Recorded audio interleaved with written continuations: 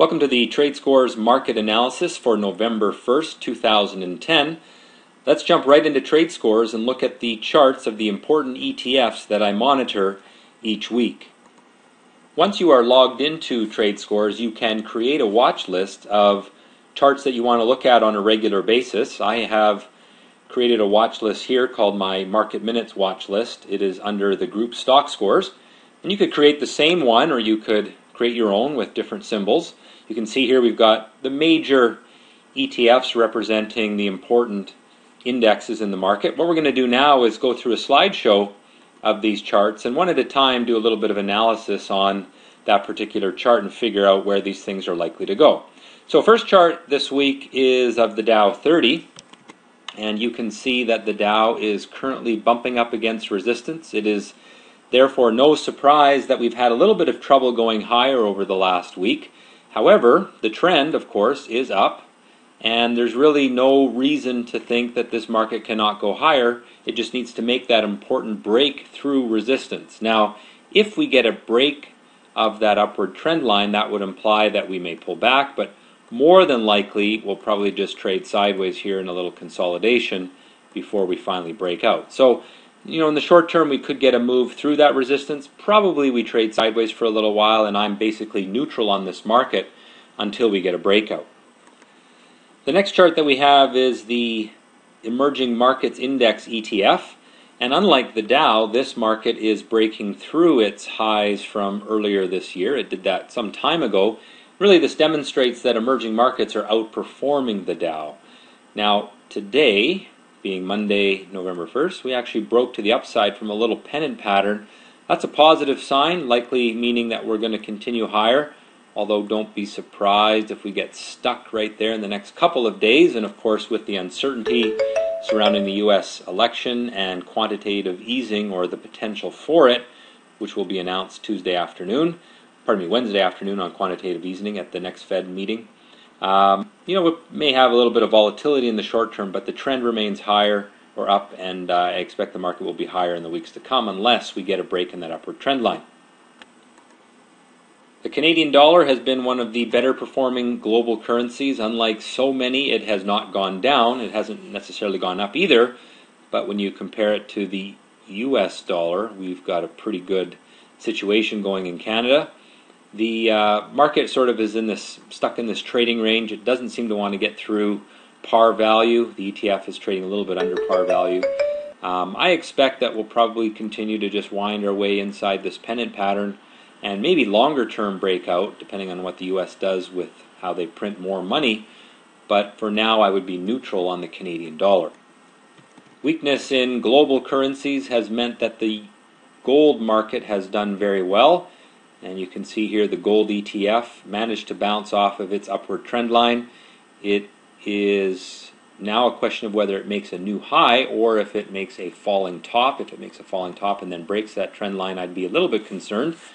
But right now it remains positive, although with some caution because we did have that pullback to the upward trend line. The hottest market globally has been the TSX Venture market. Because of the heavy weighting on this market of mining stocks, of energy stocks, and weakness in the US dollar, so many of those stocks have done well. And you look at this market, it's gone straight up since the spring. Really no sign that that will end. This market is red hot and there's lots of great trading opportunities. However, many of the stocks, or really the majority of the stocks on this market, are very speculative.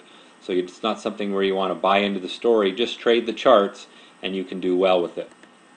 Oil remains stuck in its trading range. It's been trading in this sideways range for a number of months. What's encouraging is that the bottoms are rising from left to right. That means the buyers are in control.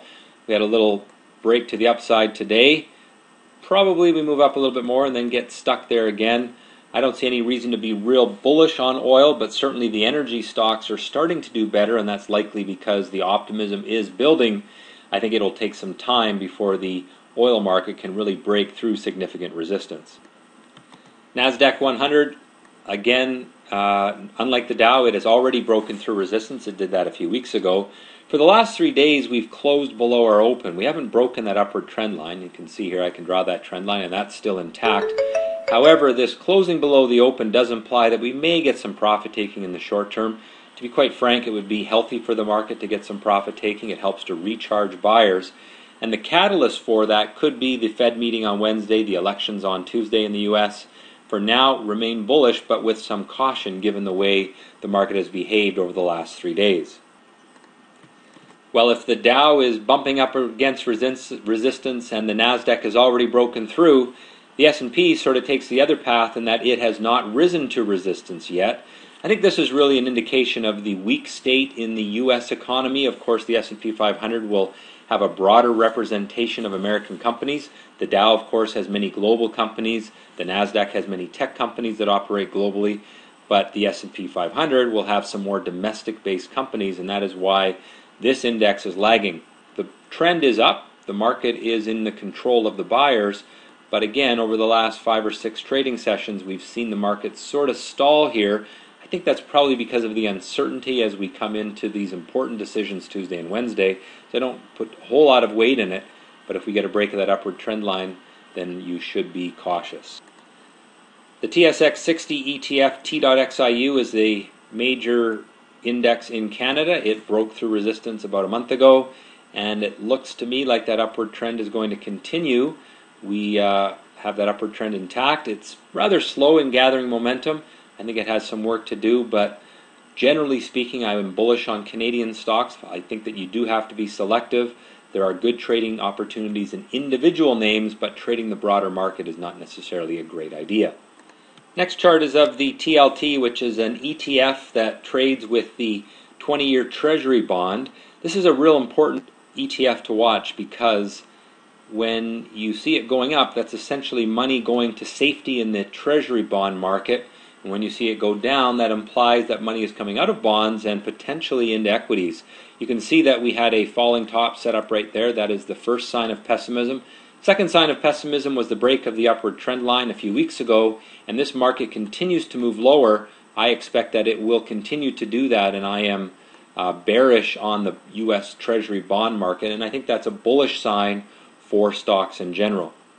Many have been excited about the strength that the U.S. dollar has shown, perhaps indicating that the downward trend is over. I do not subscribe to that view. If you look at the downward trend line, we are well below it. And I think all that's happening in the last few weeks is a work back toward that downward trend line where resistance will be encountered and this market will likely head lower.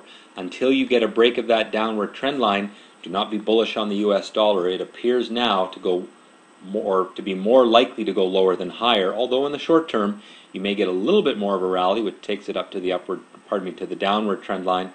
But ultimately, until we break that, I would remain bearish on the US dollar.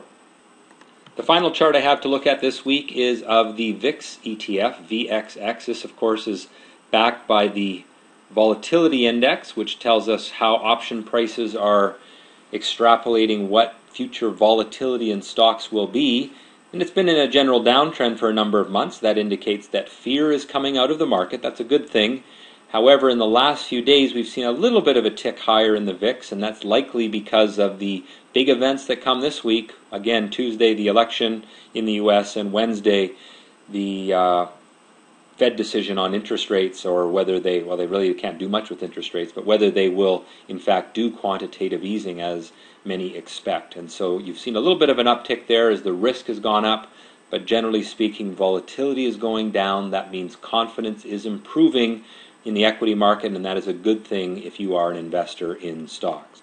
Well, that has been this Tradescores market analysis for November 1st, 2010. For more information on what we do, give us a visit at one of our 2 websites, www.stockscores.com or www.tradescores.com. Have a great week in the market and trade well.